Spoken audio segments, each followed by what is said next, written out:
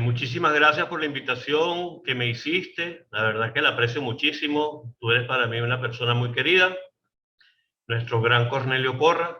Y muchísimas gracias al Colegio de Contadores Públicos de Nicaragua por esta oportunidad de hablar sobre un tema tan interesante como el impuesto diferido, bajo el título de Mitos y Realidades del Impuesto Diferido. ¿Puedo compartir? Hay manera de que yo, sí. Voy a poner mi presentación. Solamente quiero que me confirmen si la están viendo. ¿Están Sí, viendo Samira, adelante. ¿La están viendo? Perfecto. Sí, la estamos viendo. Ok. Entonces, bueno, este tema yo siempre trato de conversarlo con las palabras más sencillas posibles para quitarle complejidad al tema, que ya viene con un título que le da una complejidad sin ninguna necesidad, porque a una palabra como impuesto, que ya genera complejidad, nerviosismo, le añades un adjetivo diferido, pues evidentemente el título no ayuda cuando queremos de alguna manera decir que este es un tema simple, este es un tema sencillo y nadie nos cree. Y obvio, cualquier palabra que le añades la siguiente como un adjetivo diferido, pues evidentemente le va a generar un tipo de complejidad sin ninguna necesidad. Impuesto diferido, mitos y realidades. Yo le hice llegar a la persona que está controlando la presentación, le hice llegar un libro de impuestos diferidos que yo escribí. Se los va a dar a cada uno de los participantes. Y es un libro que de alguna manera está escrito de una manera simple, de una manera sencilla, que ha permitido que muchísimos contadores logren entender el asunto del impuesto diferido, pero que adicionalmente lo logren entender por el idioma de las normas internacionales de contabilidad, que es un asunto que se hace bastante cuesta arriba para aquellos contadores que ya entendían el impuesto diferido de acuerdo con la norma anterior. También vamos a hablar un poquito de eso. Pero aquellos que nunca han tenido un contacto con este tema, con este material, cuando escuchan el tema del impuesto diferido bajo el lenguaje de las normas internacionales de contabilidad, pues se les hace muy sencillo, se les hace muy fácil. Y bueno, y si utilizas una hoja de cálculo como la que yo de alguna manera proporciono en el libro que les acabo de regalar, pues evidentemente esto se hace todavía mucho más sencillo. Mitos o realidades. Vamos a ver. Yo les dije, idioma sencillo. Vamos a hablar con un idioma lo más simple posible. Es una norma muy complicada. Eso es un mito. Déjame ver aquí cómo hago para verlo todo. Ajá. Sin esta norma, los estados financieros no estarían completos. Eso es realidad. Contadores que no tienen nada que hacer, que no hacen nada, la inventaron. Ese es un mito. No hay quien la entienda. Es un mito igualmente porque sí hay quien la entienda y no es solamente una pequeña cantidad de la población o del universo de contadores que lo entiende. El método anterior era mejor. Eso es un mito. Eso significa que había un método anterior. Es importante tener en cuenta que había un método y que ahora hay otro método. Eso es muy importante tenerlo de manera consciente en nuestra mente. Es muy fácil de aplicar. Yo garantizo que sí. Eso es muy fácil de aplicar, por lo tanto, lo pongo del lado de la realidad. Cualquier tema relacionado con impuestos diferidos es complicado. La palabra complicado no sería la palabra a utilizar. Cualquier tema relacionado con impuestos creo que es algo que ha de gestionarse muy bien, pero eso no significa que termine siendo complicado. ¿Se puede calcular en minutos? Eso es una realidad. Nosotros hacemos un curso de impuestos diferidos y que dura un día, y sobre todo las personas que nunca han tenido conocimiento del impuesto diferido logran hacer el cálculo de los impuestos diferidos de compañías complejas en minutos.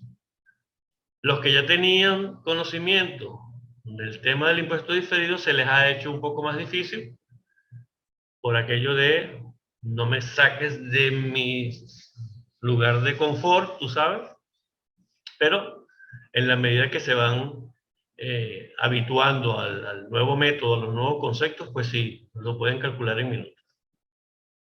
Con el método del balance, ya sabemos que es entonces uno de los métodos, se reconoce el 100% de los montos que quedan pendientes por recuperar y o desembolsar. Y eso es cierto, y aquí hay dos conceptos muy importantes. Montos que quedan pendientes por recuperar y o desembolsar, que son básicamente activos, montos por recuperar, y o pasivos, montos por desembolsar. Y es básicamente lo que tenemos que tener en cuenta a la hora de estudiar el tema del impuesto diferido. Como tenemos una hora, pues vamos entonces a tratar de hacer lo que esto rinda lo mejor posible. ¿Por qué existe el impuesto diferido? ¿Qué es el impuesto diferido?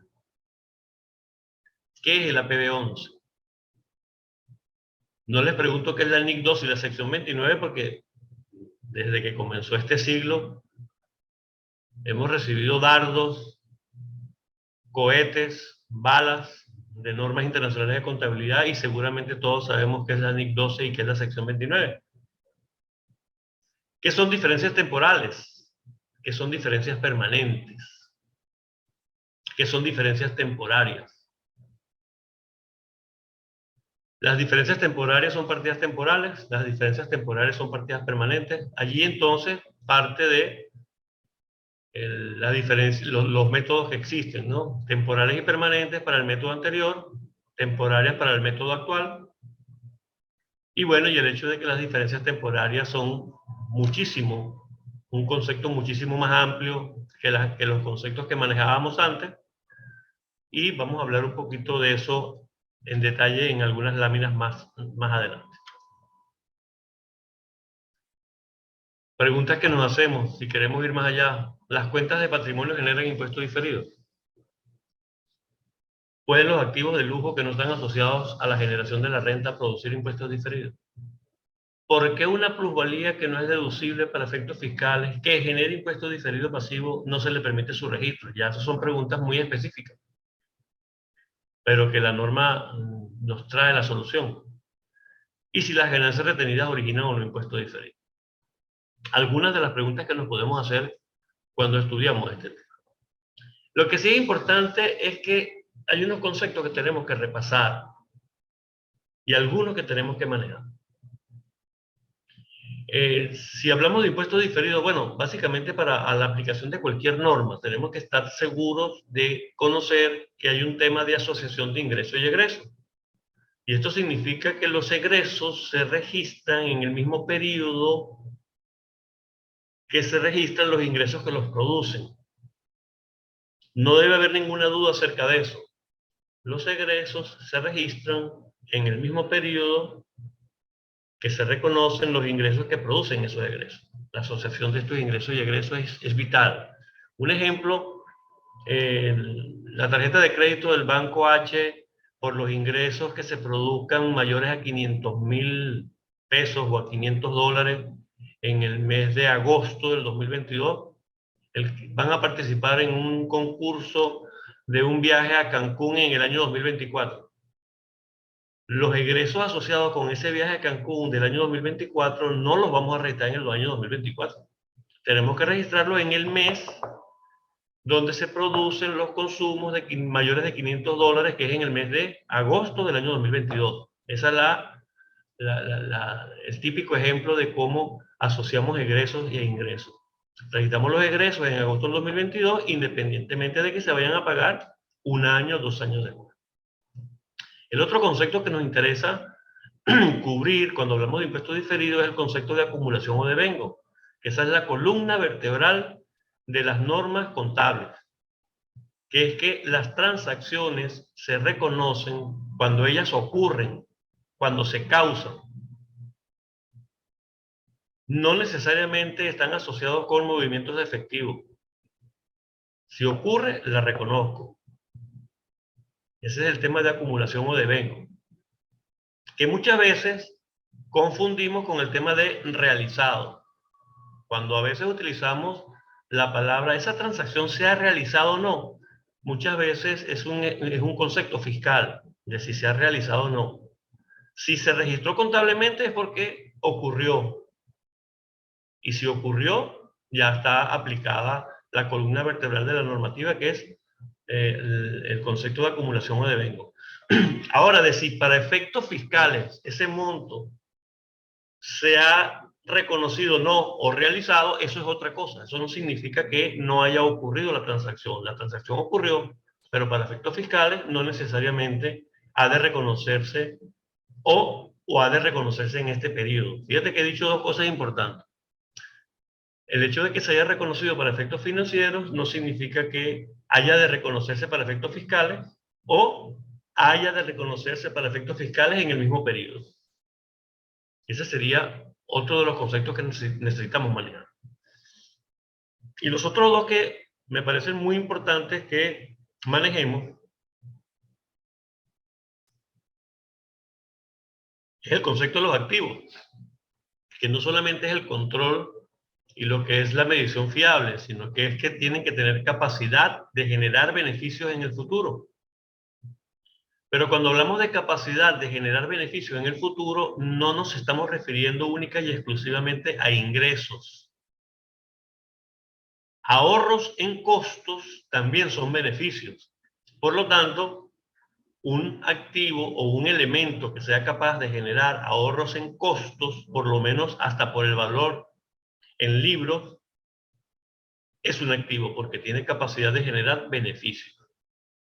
Eso nos permite entonces entender un poco por qué los prepagados los tenemos como activos, o incluso entender también sobre esta misma base que hay ciertos activos que generan beneficios, pero que no necesariamente son ingresos que se graban en el momento en que se convierten en efectivo, como por ejemplo las cuentas por cobrar. Cuando se convierten en efectivo, en ese proceso de conversión en efectivo no generan ingresos gravables. La cuenta por cobrar, por lo general, generó un ingreso gravable fue en el momento en que se reconoció la cuenta por cobrar, que está asociado con la venta, con el servicio.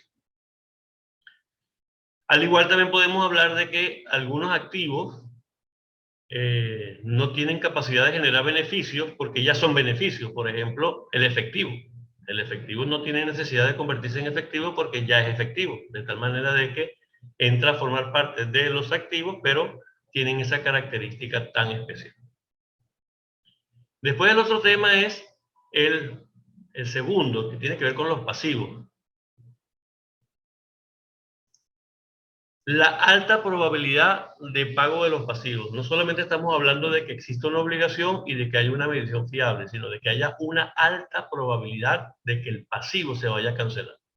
Si no existe una alta probabilidad de que el pasivo se vaya a cancelar, simplemente para efectos contables es un elemento, una transacción que no podemos reconocer en la contabilidad. Y bueno, y el tema de realizado, que no lo confundamos, el tema, la palabra realización de una transacción que utilizamos muchas veces para efectos fiscales con el tema de si la transacción ha ocurrido o no, que es el concepto de acumulación o devengo que utilizamos para efectos contables.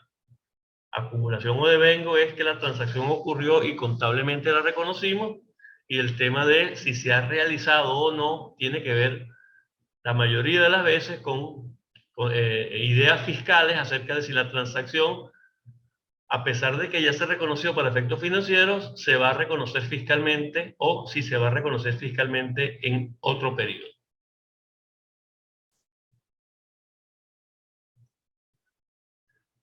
¿Qué son diferencias temporales? ¿Qué son diferencias permanentes? ¿Qué son diferencias temporarias? Bueno, las diferencias temporales y las diferencias permanentes son conceptos que se utilizaban con el método anterior, que está asociado con el APB11. Son transacciones que se reconocen para efectos financieros en un periodo, pero que se reconocen para efectos fiscales en otro periodo.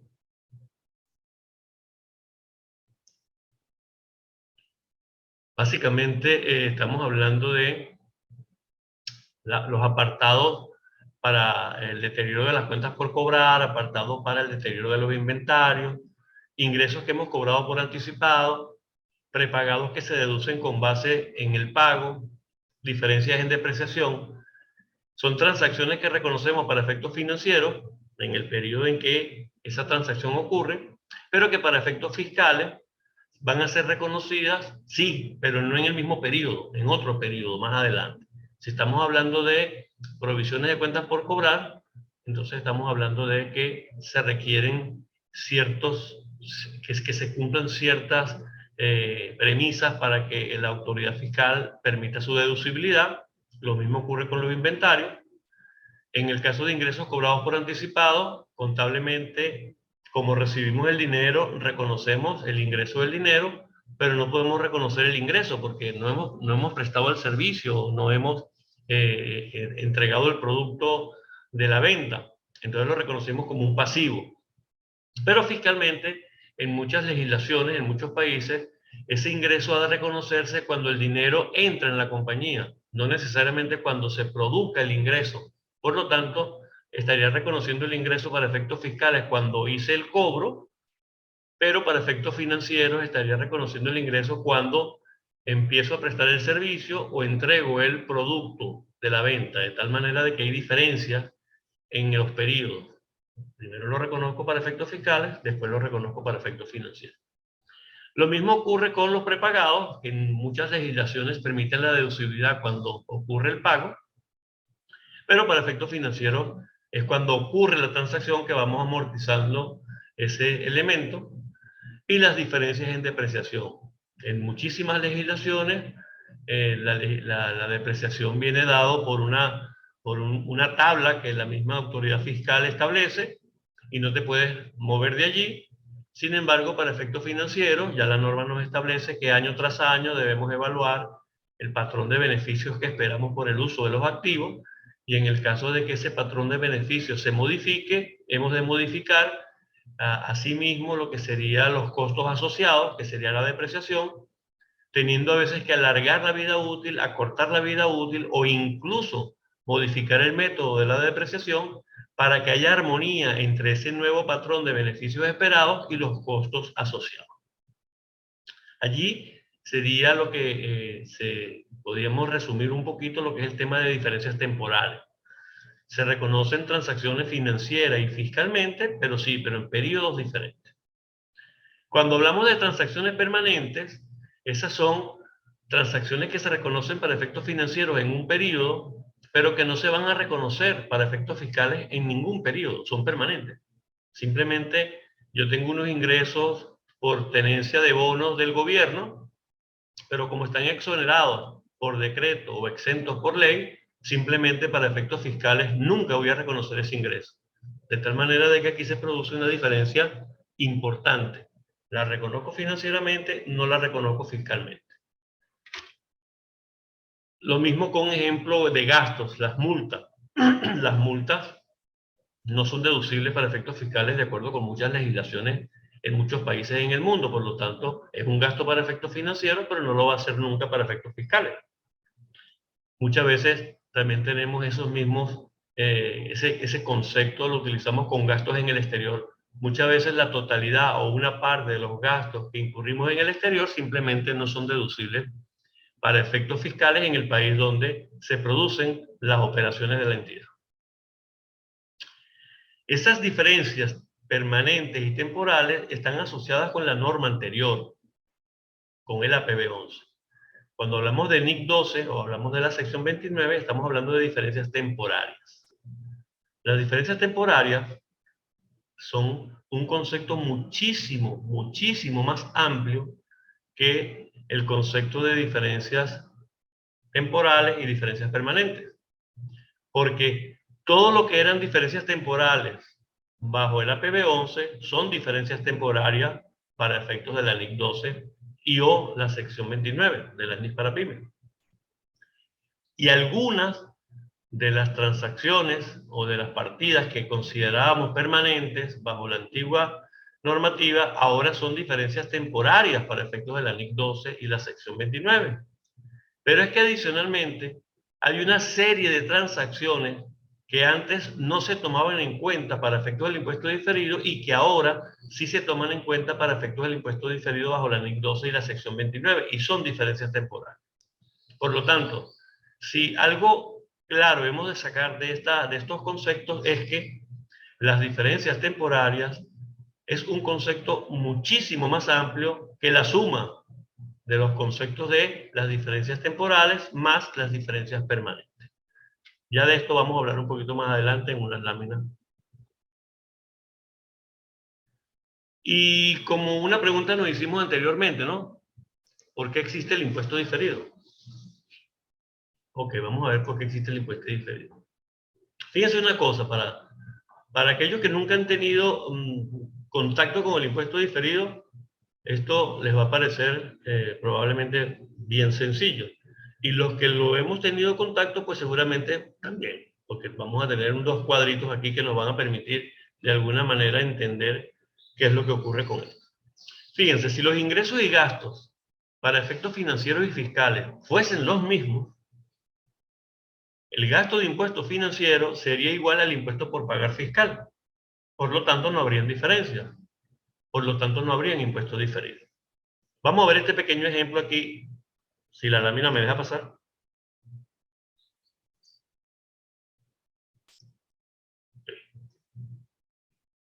Fíjense este pequeño ejemplo. El mundo contable simple.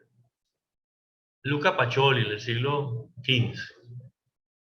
Todos los ingresos y todos los egresos del estado de resultados producen una utilidad de 3.550 unidades monetarias. Por una tasa de impuesto del 25%, que es el ejemplo que estoy utilizando, nos proporciona un gasto de impuesto de 887,50. Si esas mismas transacciones se consideran para efectos legales, impositivos, ley de impuestos, estaríamos en presencia de una utilidad de 3.550 que por el 25% nos proporciona un impuesto por pagar de 887,50. Los montos son iguales, no hay ninguna diferencia, no hay impuestos diferidos. Pero fíjense que la columna financiera me está proporcionando el gasto de impuestos. Y fíjense que la columna fiscal me está proporcionando el impuesto por pagar. Y es así como funciona esto.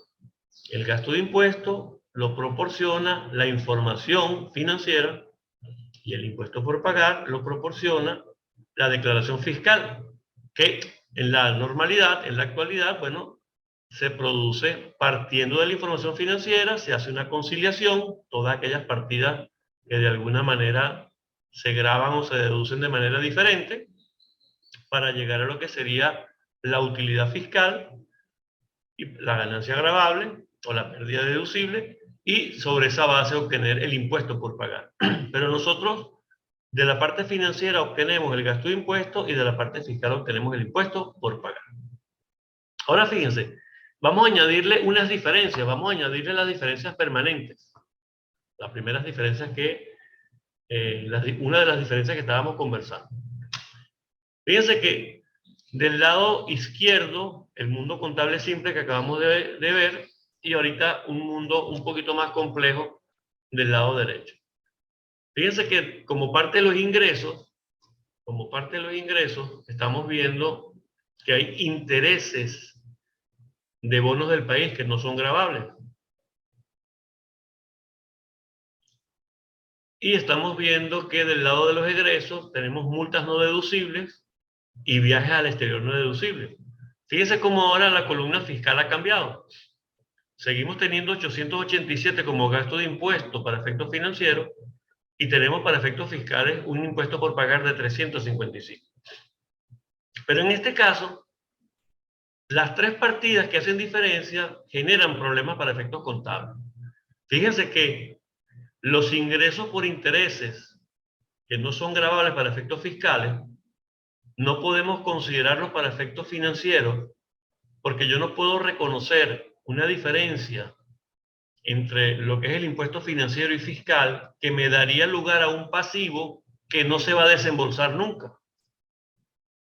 Como la diferencia de los ingresos por intereses de los bonos va a originar un pasivo que nunca se desembolsaría, pues no lo podría reconocer. Y por eso entonces aquí abajo lo coloco como parte de la conciliación financiera porque no lo podría reconocer. Y lo mismo con las multas no deducibles o los viajes al exterior no deducibles, que generarían activos, pero que no voy a recuperar. No hay ninguna manera de que yo recupere esa diferencia en el futuro porque no, el fisco no me lo va a reconocer, no me los va a pagar de vuelta uno y ni siquiera me los va a reconocer como disminución de pagos de impuestos futuros. De tal manera de que, en este caso, serían diferencias que originarían activos, pero que basado en las características de los activos, no van a generar beneficios en el futuro y no los puedo reconocer. Y fíjense que de esa manera, el gasto de impuesto financiero es 355 y el impuesto por pagar es 355. Sencillo hasta ahora, porque eran partidas que son de carácter permanente. El problema surge cuando en esa conciliación o en esa información financiera y fiscal aparecen todas esas partidas que están allí de color rosadito, que son, por ejemplo, el apartado para el deterioro de inventario, que lo estoy deduciendo para efectos financieros en este periodo y que pretendo deducirlo para efectos fiscales, pero no en este periodo, sino en periodos futuros.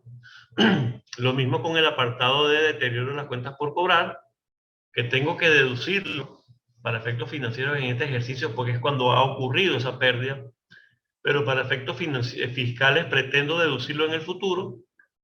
Fíjense que ya hay una diferencia, gasto de impuestos 355 contra impuesto por pagar 505. Allí sí hay partidas que debo reconocer, porque en el caso de que sean activos, son montos que voy a recuperar en el futuro. La autoridad fiscal me va a permitir pagar menos impuestos en el futuro producto de esas transacciones, pero adicionalmente tengo que decirles que no son solamente el apartado para inventarios ni el apartado para las cuentas por cobrar, sino que pueden haber prepagados que son deducibles cuando se pagan, revaluación de propiedad, planta y equipo, diferencias en cambio que no se han reconocido para efectos fiscales, valores razonables que hemos reconocido en activos y pasivos que no se reconocen para efectos fiscales sino hasta que esas transacciones se terminan de finiquitar, y el efecto de ingreso, por ejemplo, por servicios por prestar. Hay infinidad de partidas que originan diferencias de este tipo y son los que realmente originan los impuestos diferentes. El tema es cómo hacerlo, cómo hacer entonces estos cálculos. Sabemos claramente que el asunto se presenta porque las normas contables pues, son diferentes de las normas fiscales. Recordemos que la norma fiscal tiene como objetivo recaudar tributos, y si eso está razonablemente asociado con generación de ingresos para efectos financieros o no, a ellos no les importa. Ellos básicamente, la ley de impuestos sobre la renta se basa principalmente en, ¿te entró dinero? Es gravable. ¿Lo pagaste? Es deducible. Muchas veces hay gastos que no son deducibles porque no los has pagado. Y los ingresos, independientemente de que se hayan reconocido o no, si entró el dinero, es gravable. Esa es una teoría fiscal. te grabo sobre la base de entrada de efectivo, te grabo sobre la base de salida de efectivo. Para efectos contables es totalmente diferente. Ya sabemos que las normas internacionales, pues la columna vertebral es la acumulación o devengo. Yo registro las transacciones cuando ellas ocurren, registro las transacciones cuando ellas han ocurrido. Y sin embargo, si se tratan de activos y no se van a recuperar o no son capaces de generar beneficios, pues simplemente no los puedo reconocer. Y si se trata de pasivos, que aunque provengan de una obligación y se midan fiablemente, si no hay alta probabilidad de que se vayan a desembolsar, pues simplemente pues, no los puedo reconocer. Esas normas de contables lo que hacen es generar información relevante, fiel, transparente, que de alguna manera produce información para usuarios para de alguna manera tomar cierto tipo de decisión. Entre esas aseveraciones de que las normas internacionales de contabilidad producen información para que la gerencia tome decisiones, bueno, yo ahí sí no estoy de acuerdo. Yo creo que una gerencia de una compañía que espere la información financiera de acuerdo con las normas internacionales para tomar decisiones va a quebrar. Va a quebrar porque la gerencia toma decisiones sobre la base de información que obtiene día a día, hora a hora, cada 2 días, para efectos de tomar decisiones. Y tomar decisiones sobre una información financiera que va a llegar tarde, pues mira, pues no tiene mucho sentido. Ok, continuamos. Espero que hasta ahora lo vayan entendiendo o se vaya entendiendo porque muchos ya lo conocen, pero simplemente estamos repasando lo que es el tema del impuesto diferido. Ok, las normas contables producen el gasto o ingreso de impuestos. Esa es otra cosa. No necesariamente estamos siempre asociados con gastos de impuestos. Podría haber un ingreso de impuestos. Si la compañía tiene una pérdida y esa pérdida va a ser utilizada en el futuro para pagar menos impuestos y a toda prueba, a todo cálculo, eso va a ocurrir, una compañía podría presentar un ingreso de impuestos. Raro, sí, raro, pero posible.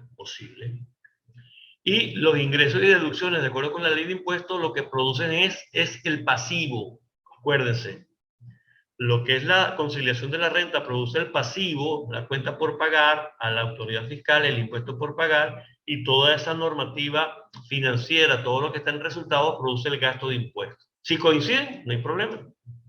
El tema es que cuando no coinciden, tenemos que evaluar si se tratan de partidas que son permanentes y que no van a originar ni activos ni pasivos para efectos financieros y por lo tanto se compensan, o se tratan de partidas de que se están reconociendo financieramente en este periodo y que fiscalmente se van a reconocer en otro periodo, o se están reconociendo fiscalmente en este periodo, pero financieramente se van a reconocer en otro periodo, y es cuando tenemos que evaluar toda la parafernalia relacionada con activos, pasivos y flujos de caja esperados en el futuro para ver si esas transacciones se pueden reconocer o esas diferencias se pueden reconocer como activos o pasivos por impuestos diferidos. ¿Qué activo por impuesto diferido? También lo podríamos llamar cuenta por cobrar a la autoridad fiscal. Pues sí, es una cuenta por cobrar a la autoridad fiscal, pero lo llamamos impuesto diferido.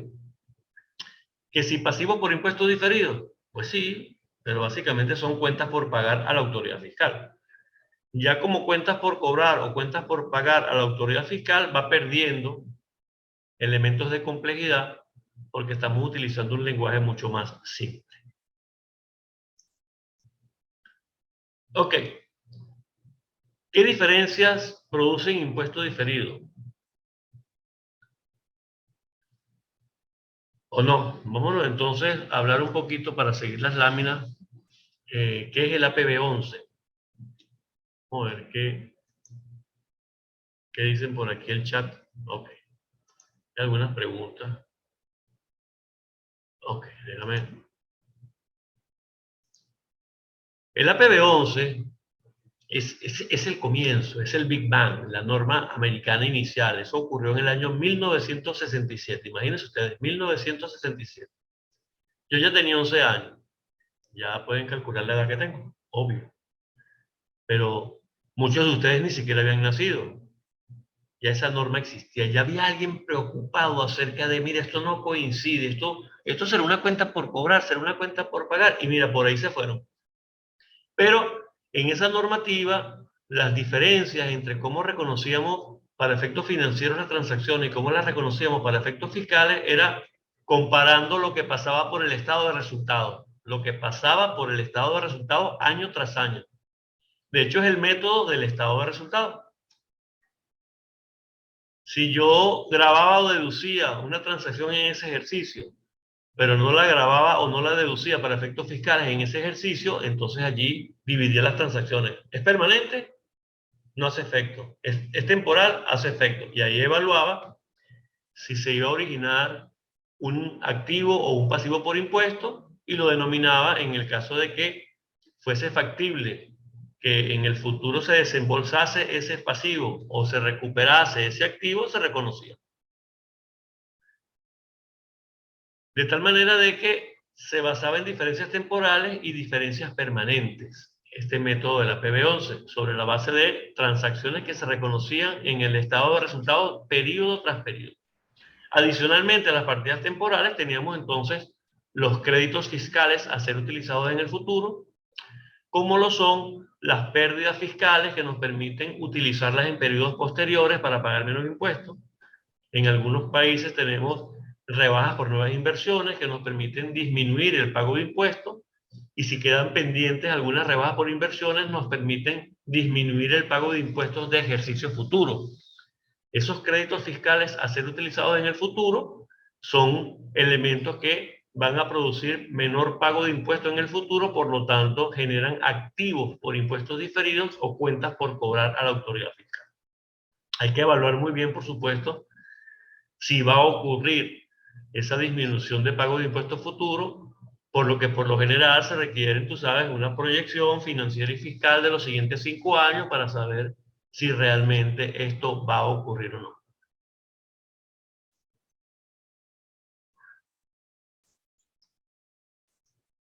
Ok. Problemas de este impuesto diferido. El problema de este impuesto diferido, que inicialmente, imagínense, ese fue el Big Bang de la contabilidad, es que en muchos casos tenemos tarifas progresivas en los países. Dependiendo de la cantidad de utilidad que tengas en el ejercicio, pagas una tasa de impuesto o pagas otra. Entonces, dependiendo de la tarifa donde estabas en ese ejercicio, creaban los impuestos diferidos a esa tarifa.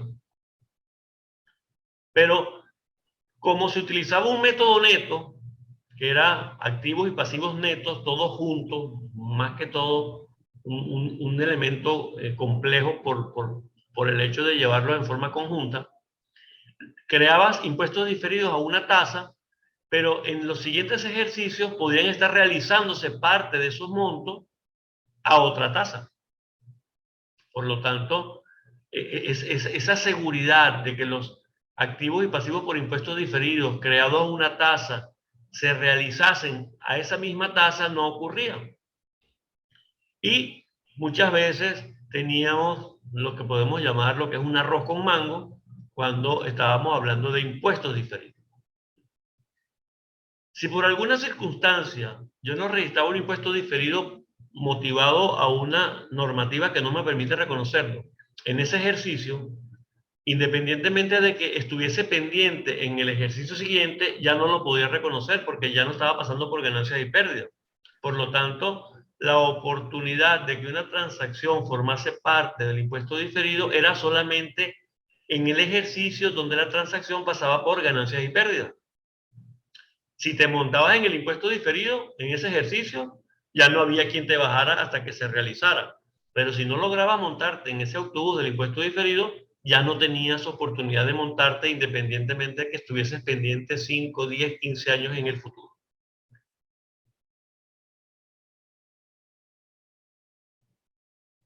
Si cambiaba la tarifa de impuesto, no se recalculaba el impuesto diferido acumulado a la fecha. Se compensaban activos y pasivos en el mismo cálculo y al final de la tarde, me imagino a Cristian haciendo una auditoría basada en riesgos del impuesto diferido, tratando de ubicar con el método anterior el origen de los saldos de los impuestos diferidos en el activo y en el pasivo y decir, esto, mira, aquí no hay manera de ubicar que las diferencias que originaron estos saldos sean estos. Por eso mismo, diferentes tasas, compensaciones en forma conjunta, no se recalculaban los impuestos diferidos cuando cambiaban las tasas, y bueno, y esa era parte de la problemática de la PB11. ¿Qué es la NIC 12 y la sección 29? La evolución, finalmente la solución. Ahora es un método que se basa en el estado de situación financiera.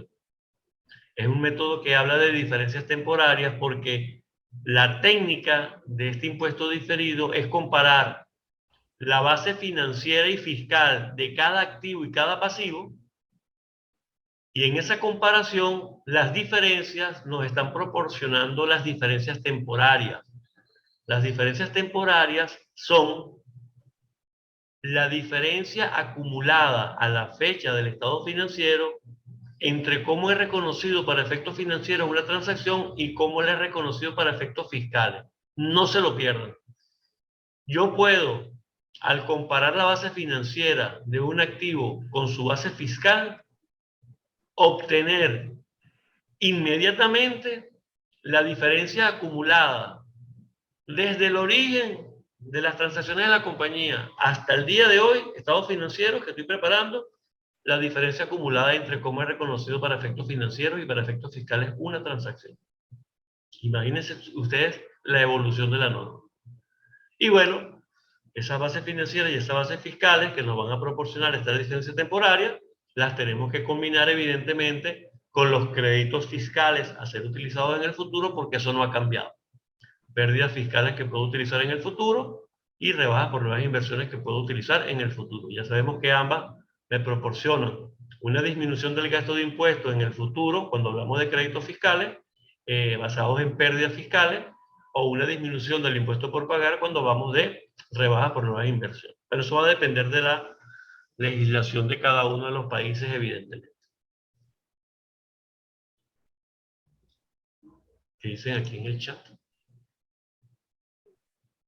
La revalorización de activos que se reporta en el patrimonio genera impuestos diferidos. Ya vamos para allá. Pero llévate un sí.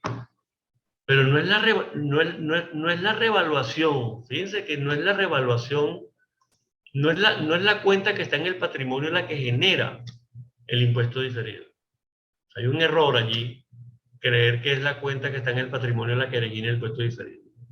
Es la diferencia entre la propiedad planta, el saldo de la propiedad planta y equipo financiero, la fecha de los estados financieros, versus la propiedad planta y equipo que puedo deducir para efectos fiscales. Esa es la partida que va a originar impuesto diferido. Y ahí podría haber una parte de revaluación, una parte de diferencias en depreciación, una parte de intereses que se capitalizaron pero no se permiten para efectos fiscales. Pueden haber tantas cosas, la verdad, tantas cosas que pueden haber como diferencias que producen impuestos diferidos en la propiedad planta y equipo. A ver qué dicen aquí. Ok. Seguimos entonces. ¿Pero por qué el cambio? Entonces, ¿por qué salimos del APB 11 para la NIC 12? Bueno, es obvio el cambio, es obvio porque estamos hablando de algo perfecto, NIC 12, sección 29, contra algo muy imperfecto que era la APB 11. Pero eso me recuerda a alguien que dijo una vez que los frenos hidráulicos de las bicicletas montañeras fueron la solución perfecta para un problema que no existía. Y es cierto, las bicicletas ya frenaban bien, sin los frenos de disco y sin los frenos hidráulicos. Pero claro, pero ahora con los frenos hidráulicos y de disco frenan mejor, es obvio. Pero ciertamente, antes de los frenos hidráulicos, las bicicletas frenaban muy bien. Yo recuerdo haber frenado en cierta bajada y salir por delante de lo bien que frenaban estas bicicletas. Pero en el método, cuando hablamos del impuesto diferido, sí estamos hablando ciertamente de una diferencia muy importante, y que sí, que realmente se necesitaba tener esa diferencia ese método, el cambio en el método, porque realmente se solventan todos los problemas que se originaban con el método anterior.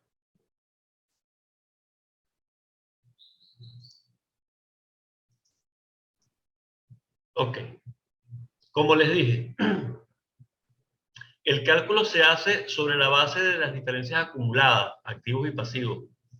Fíjense que comparamos activos y pasivos, lo que es su base financiera con su base fiscal. La base financiera es su valor en libro. Es muy sencillo ubicarlo. Y la base fiscal no es que hay una contabilidad fiscal. La contabilidad fiscal no existe. Es más, la contabilidad financiera es producto de transacciones que se reconocen en un libro de diario, en un libro mayor, que de alguna manera las legislaciones mercantiles de los países nos obligan a llevar esos registros contables. Pero esa información que produce ese libro directamente no es contabilidad, porque a esas transacciones a una fecha determinada le hacemos un montón de ajustes.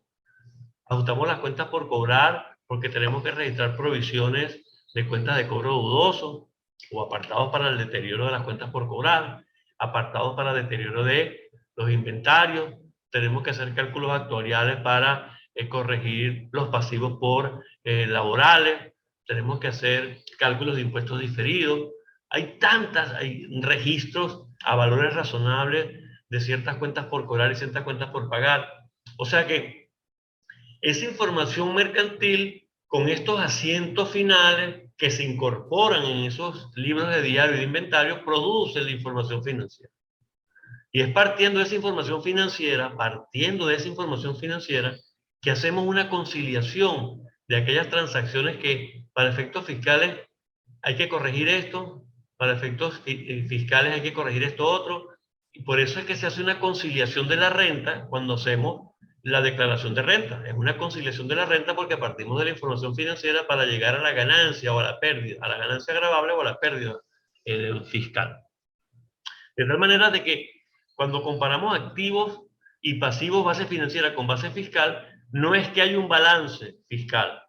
Esa base fiscal tenemos que producirla nosotros y la norma nos va a decir cómo la vamos a producir. Ok, un cambio en las circunstancias, el segundo punto, un cambio en las circunstancias impacta en el registro contable del ejercicio del cambio. Por ejemplo, yo no reconocí un activo por impuesto diferido el año pasado porque tenía dudas acerca de su recuperación, pero este año el monto ha crecido. El monto del año pasado junto a lo que se incorpora este año, ahora el monto es mayor, pero yo no voy a calcular el impuesto diferido de la parte que se añade este año, no, voy a calcular el impuesto diferido de la totalidad de la transacción. Y si aquí hubo una parte que no reconocí el año pasado, porque las circunstancias no me lo permitían, pero este año las circunstancias sí me lo permiten, lo que no reconocí el año pasado, sí lo voy a reconocer este año. De tal manera de que las circunstancias impactan el registro contable del ejercicio del cambio. Podría estar reconociendo este año lo que no reconocí en años anteriores, y lo contrario, podría dejar de reconocer este año lo que reconocí en años anteriores. Porque son diferencias acumuladas. Yo no voy a tomar una variación, una diferencia acerca de qué años proviene esta diferencia. No, es una diferencia acumulada y sobre esa base voy a calcular qué impuesto diferido está asociado a esa diferencia. Fíjense que esto me lleva a una conclusión de que lo que estoy calculando no es el monto que voy a ajustar, no es un asiento que yo voy a hacer para ajustar lo que tengo en el libro. Lo que yo estoy calculando es el monto definitivo de impuesto diferido que debe quedar en los libros. Por lo tanto, a diferencia de lo que hacemos anteriormente, lo que acabo de calcular, que es el saldo definitivo, lo comparo con lo que tengo en el libro y ajusto la diferencia. Porque lo que acabo de calcular es el monto que va a quedar como definitivo en el balance. La tarifa que se utiliza, que era un tema también problemático anteriormente, ahora está solventado, porque no utilizo ni la tarifa de hoy ni la tarifa de ayer. Voy a utilizar la tarifa a la cual la transacción se va a realizar en el futuro, que podría ser la de hoy, evidentemente. Pero si hubiese ya un plan de cambio de tarifa que entra aplica a partir del primer día del ejercicio siguiente, el impuesto diferido lo estaría calculando sobre la base de esa tarifa que va a entrar en vigencia a partir del día siguiente del cierre del ejercicio, aunque el impuesto corriente lo estaría registrando sobre la base de la tarifa que aplica a esa fecha. De tal manera de que no va a haber ningún problema con el tema de la tarifa que voy a utilizar. Adicionalmente, cada vez que hago el cálculo del impuesto diferido, como es la diferencia acumulada, la estoy recalculando todo el impuesto diferido a esa tasa. No es que tengo unas tasas de diferentes años y que al final voy a tener un problema de entender cómo está compuesto el impuesto diferido del estado de situación financiera con las transacciones que lo originaron. De ninguna manera voy a tener una falta de armonía con eso, porque no solamente que lo estoy calculando en este momento, sino que lo estoy calculando con las diferencias que estoy obteniendo en este momento, de tal manera de que conozco a ciencia cierta el 100% de cómo se está originando y quién lo conforma.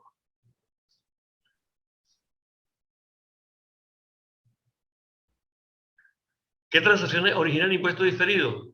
Bueno, todas estas transacciones que de alguna manera se registran para efectos financieros en un periodo y para efectos fiscales en otro.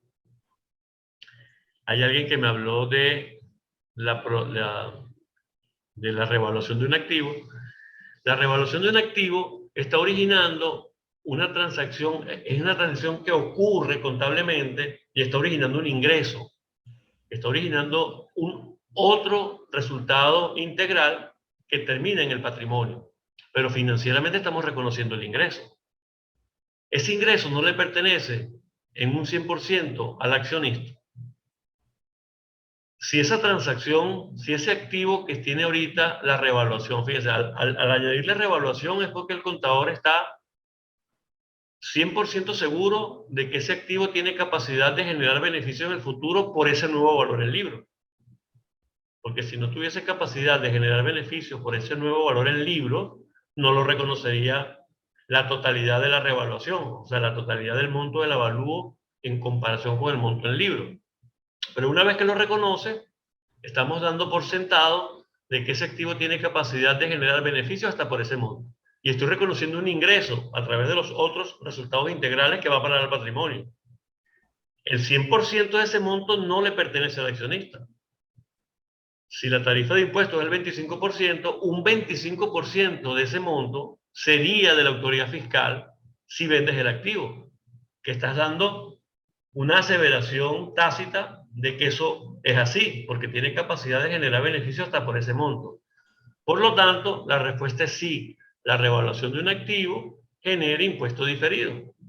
Es una transacción que ha ocurrido financieramente, no se ha realizado todavía para efectos fiscales, pero un 25% de esa ganancia no le pertenece al accionista y tienes que separarlo del patrimonio de manera apropiada para no engañar al accionista. Si tú dejases eso en el patrimonio, el accionista podría creer que ese dinero le pertenece a él, cuando eso no es así. Bueno, el tema es que estamos llegando a la hora de finalización de esto. Transacciones que originan impuestos diferidos. Pero el tema es que, bueno, yo me ofrezco de una vez a las autoridades del colegio y de los organizadores del evento para cuando quieran hacer un curso de un día de impuesto diferido para que podamos hacer ejercicios y podamos trabajar con la hoja de cálculo que yo preparé, que de alguna manera casi lo hace todo automático.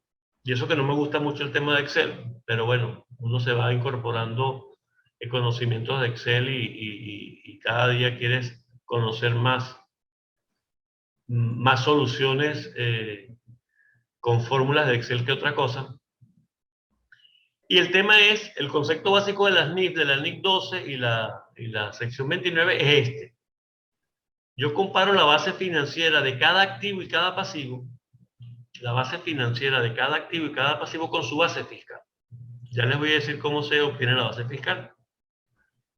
Si son iguales no hay diferencia temporaria, pero si son diferentes, esta diferencia temporaria, por la tarifa de impuesto a la cual se va a realizar en el futuro, origina un potencial impuesto diferido. Y digo potencial impuesto diferido porque siempre tienes que evaluar, en el caso de que sea activo, de que realmente se va a recuperar, y en el caso de que sea pasivo, que realmente se va a desembolsar. Eso es vital. Siempre estamos en presencia de impuestos diferidos potenciales. ¿Cómo se obtiene la base financiera de activo y pasivo? Bueno, la base financiera es sencillita porque es el valor en libro. Lo tenemos allí, en los estados financieros.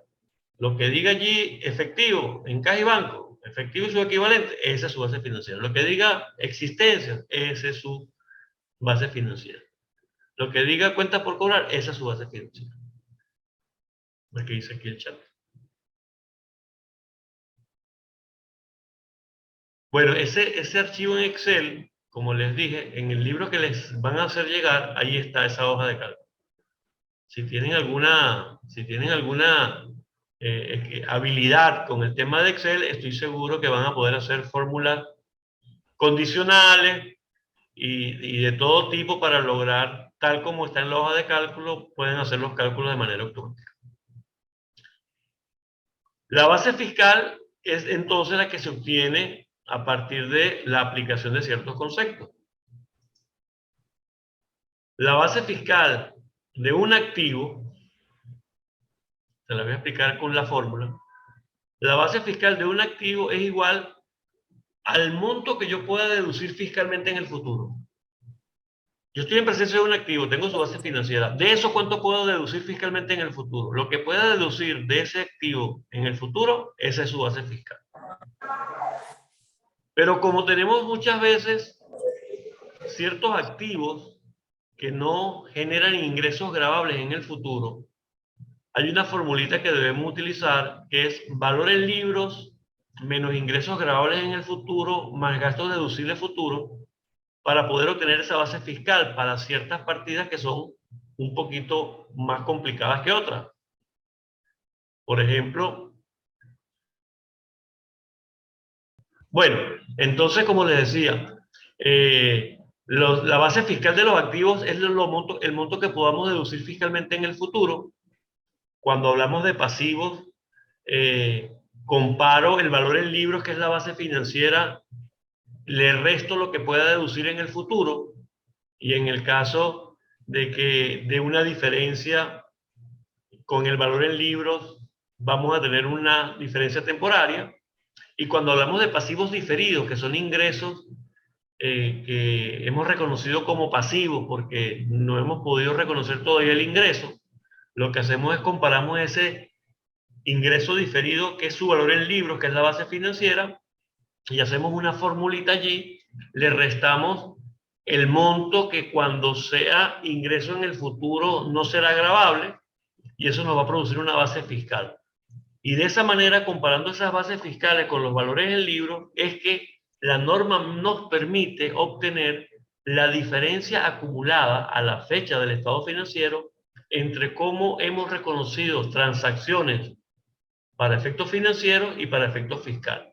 Y sobre esa base se hace muy sencillo el cálculo del impuesto diferido, teniendo en cuenta que, por lo general, el impuesto diferido lo reconocemos en el estado de resultados, a menos que sea producto de una combinación de negocios, y entonces en ese caso un impuesto diferido producto de una combinación de negocios va a utilizar la cuenta de plusvalía como contrapartida, y como tercera opción, una diferencia temporaria producto de una transacción que haya originado una cuenta en el patrimonio, va a utilizar como contrapartida esa cuenta del patrimonio.